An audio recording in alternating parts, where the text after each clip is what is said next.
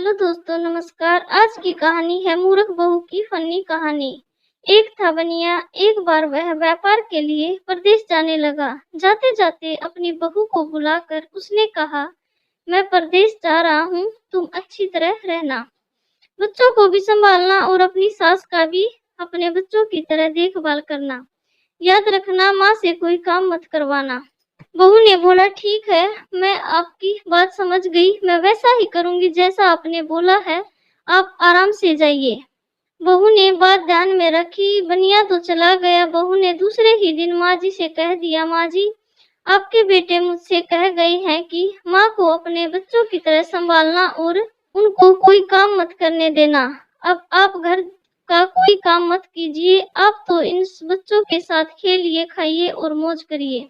माँ जी गहरे सोच में पड़ गई। फिर बोली, बहू ठीक है, अब मैं ऐसा ही करूंगी। कुछ दिनों के बाद बहू ने अपनी बेटी के कान छिदवाए। उस समय बहू को अपने पति की यह बात याद आई कि माँ को बच्चों की तरह ही संभालना है।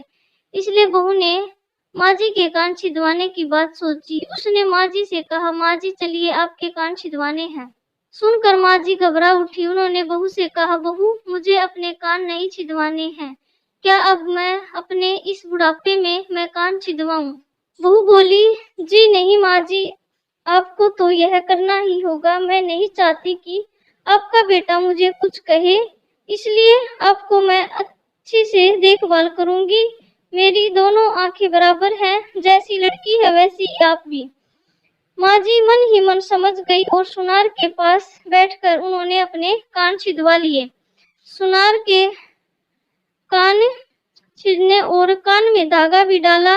बहू जिस तरह रोज रोज लड़की के कान में तेल लगाती थी, उसी तरह माँ के कान में भी लगाती रही।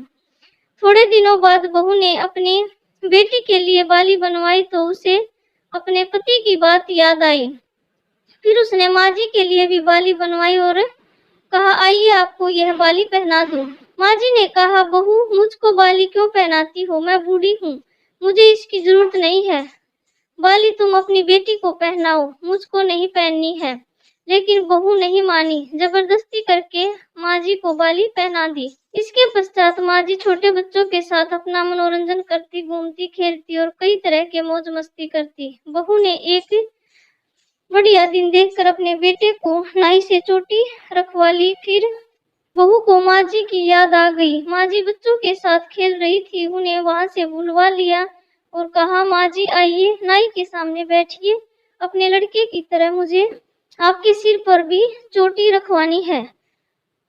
जब गोविंद की चोटी रखवाई है तो आपका क्यों ना रखवाऊं, इसलिए आप जल्दी आइए। माँ जी ने बहू को बहुत समझाया पर बहू टस से मस न हुई। आखिर माँ जी नाई के सामने बैठी और उन्होंने अपने सिर पर चोटी रखवाई। बहू ने गोविंद को और माँ जी को जो बोला वही किया उनके साथ।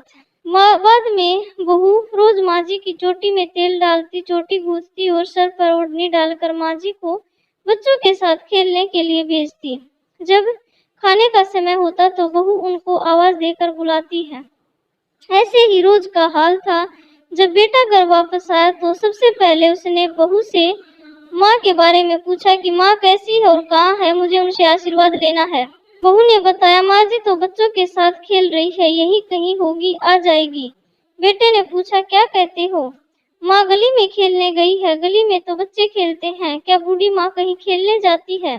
बहू ने कहा, मैं तो माँ को खेलने भेजती हूँ। आपने कहा नहीं था कि माँ को बच्चों की तरह रखना? मैंने तो लड़की की तरह ही माँ के भी कान छिदवाए हैं और कानों में बालियां पहनाई हैं।